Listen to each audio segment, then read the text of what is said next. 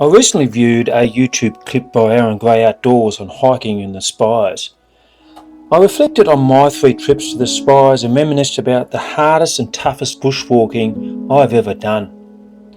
Seeing the Spires from the Reeds Peak, my first of my 6 trips to Lake Rona as an 18-year-old, inspired me to have a go. This photo, taken in 1979, was taken before the bushfires in the early 1980s. Unfortunately, the area again was torched in the 1920 fires. The approach for my first trip in 1984 was along a bombardier track from Clark Dam along the plains east of King William Range, which was cut in the 1960s by the hydro. We passed 2 airstrips before we crossed the Gell River and headed up a long ridge up to Innes High Rocky. This was our first taste of the Spires. My second trip was in 1989, again began at Clark Dam but continued past the Gell River along Firths to reach the Denison River to ascend the Prince of Wales Range, one of the scrubbiest places I'd ever been to.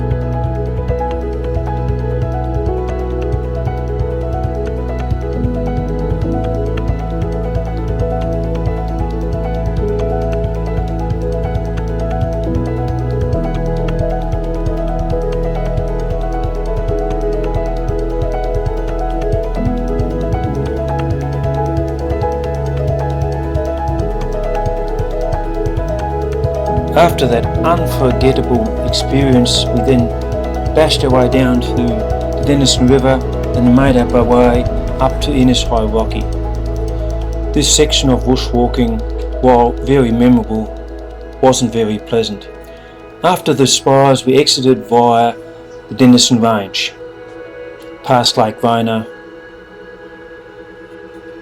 Another unforgettable moment from that trip was being stuck in a tent for 2 days from severe southwesterly storms that hit us all day. Nearly 30 years later, in December 2017, we approached Lake Gordon, which was supposed to be less arduous and quicker. True, but it's still one of the hardest walks for me. On day 1, we drove from Launceston to the southwest, turning off from Clear Hill Road to start our paddle from Boys Basin until we reached Pecana Bay. We navigated many dead trees and a rain squall before we reached the northern end of Pecana Bay, and we were rewarded with a beautiful sunset, one of many to come on this trip.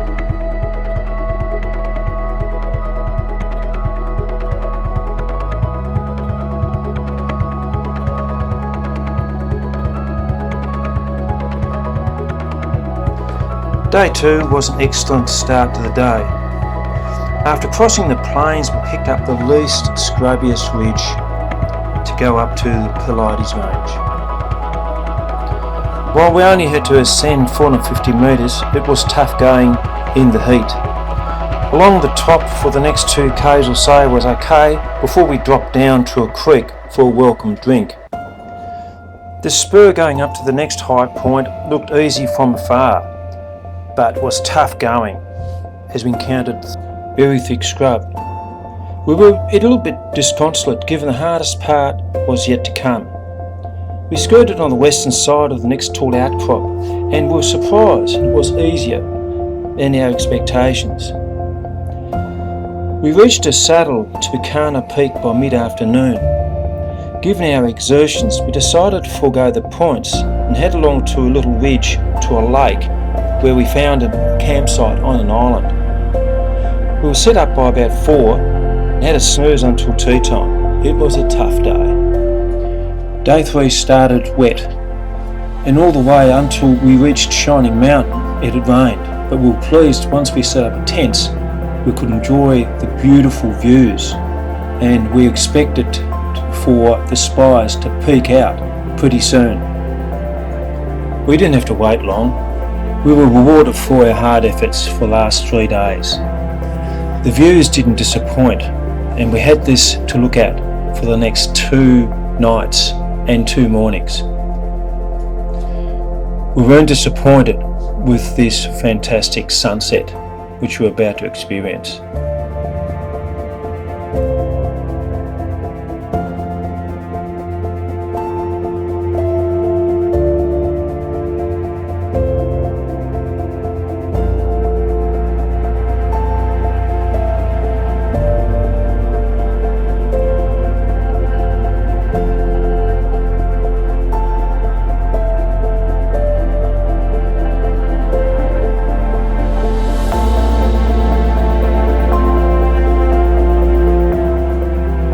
thought last night's sunset was a ripper. This was something that will stay in my memory forever. We actually had two of these, another one that happened the next day. But the views, being right in the middle of the southwest wilderness, enjoying something that I'll remember forever. Absolutely amazing. Look at that vista, the Spires, Firths of Wales, Frenchman's Cap in the background.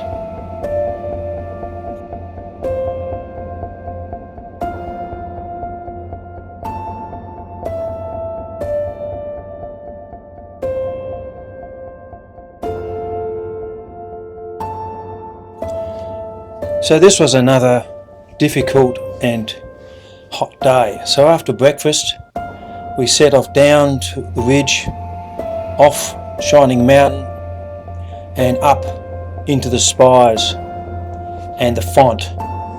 It didn't disappoint with a flame within false dome.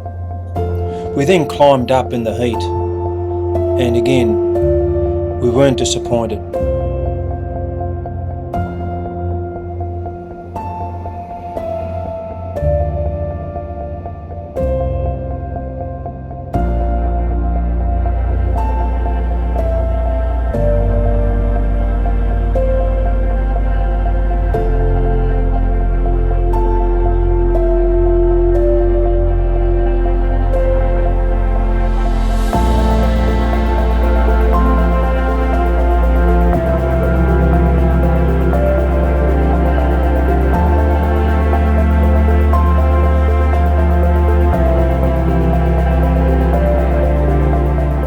This was only a day trip, so what we'd gone up, now we've got to go down, but unfortunately what we've gone down, we've got to go back up. And that was hard work. But what a great afternoon we had just sitting around waiting for the next big sunset. What could be better? This is what you live for when you go bushwalking, I reckon anyway.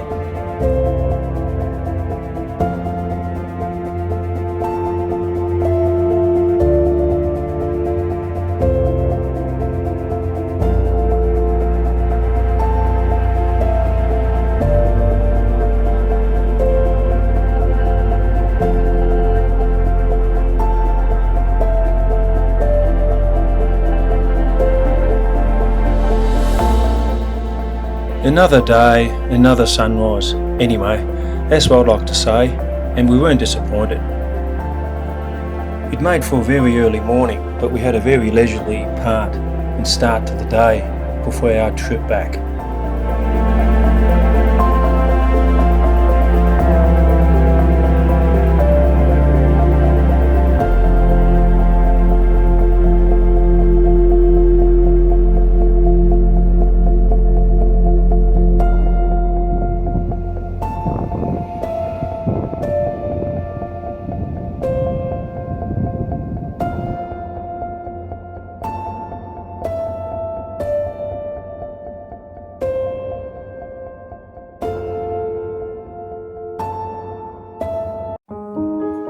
Retracing the steps certainly has disadvantages and advantages, but since it was raining on the way in, we were able to take in the whole vista of mountains that we didn't see on the way in, and our impending destination, Lake Gordon, way in the distance.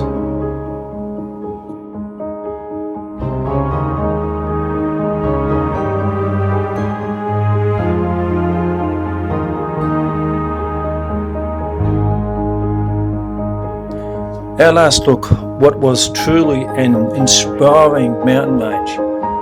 Back along the ridge where we could see Lake Curly, Mount Curly for the first time. Back along the Pleiades Ridge in hot weather. It was slow going in the heat and we were running out of energy. By the time we saw our final destination, we were hopeful of getting off down to Lake Gordon, but we didn't make it. We didn't need a tent, but we had lots of mozzies for the night as company.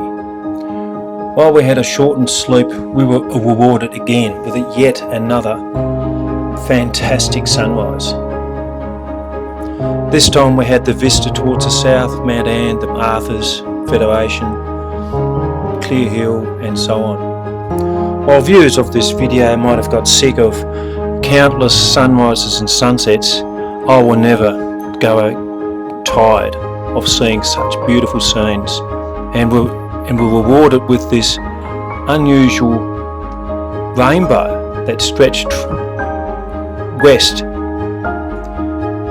The paddle back was uneventful, apart from being just a little bit choppy along all the dead trees, but we made it back fine. Thank you, Aaron, for giving me the inspiration to reminisce about my 3 trips to the Spires.